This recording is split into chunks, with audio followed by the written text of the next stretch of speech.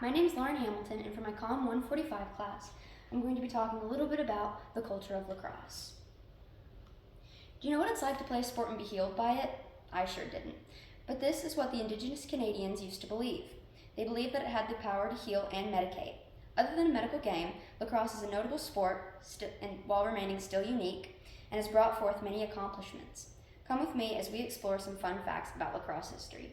And so in this presentation, I'm going to be talking about its rich history, the game itself, and historic accomplishments. The culture of lacrosse has been traced back to roughly the beginning of Canadian history, it being their oldest sport, and has changed its semblance over the years. Lacrosse was played as a ritualistic sport for strength and a safe hunt, and it believed to have had medical properties. According to www.medicinemanlacrosse.com, fields were adjoined near rivers and streams to facilitate cleansing rituals.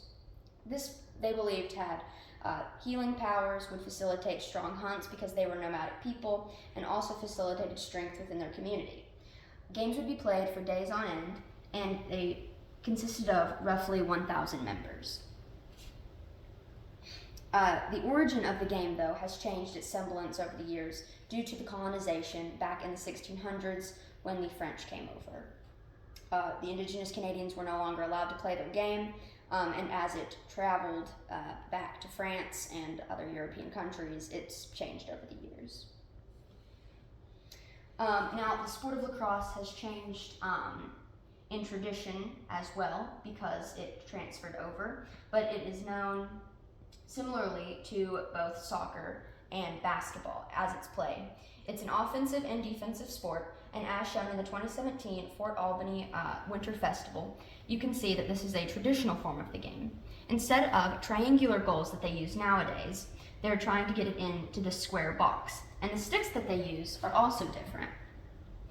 This is a female stick, which is similar to the stick that they use, and as you're about to see, one of the guys, he's going to cradle in an up and down motion. This keeps the ball in the stick.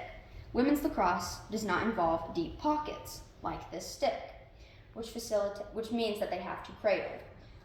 It's not a contact sport and more similar to the traditional version. So as you can see, the up and down motion is known as cradling, and I assume he makes a goal there. It's a little hard to see. But in men's, they have deeper pockets because they have to wear gear because it's more contact. The sport also has 4 quarters. Women used to only have 2 halves, but they've since made that an accomplishment, along with the accomplishments of the Rabel brothers. So, the culture of lacrosse has brought forth many accomplishments while making a bigger name for itself and defining women's history within the game. So as you can see, this is Mike, and that's his brother Paul. They're both brothers, and they actually helped facilitate the Premier Lacrosse League, known as the PLL, which is the first men's national league in America, lacrosse league. They also helped facilitate the Women's Lacrosse League, which actually had their season opener this year, February 20th, 2025. This not only brought open doors for women's lacrosse, but also a game called Lacrosse Sixes, which then transferred over to the 2028 Summer Olympic roster. And according to www.espn.com, lacrosse is returning to the Olympics after 8 decades. So a little bit about Lacrosse Sixes. It's condensed down the roster number, meaning that more participants in the Olympics can participate. And it's played with 6 players on each team, and they only take the draw at the beginning of the game with a running clock.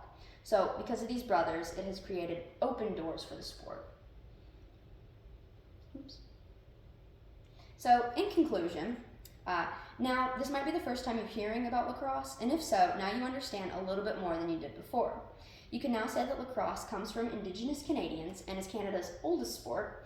You can also say that it started out as a spiritual game facilitating with medical properties and is now a sport similar to basketball and soccer. And it's the source of many accomplishments and continues to make breakthroughs to this day.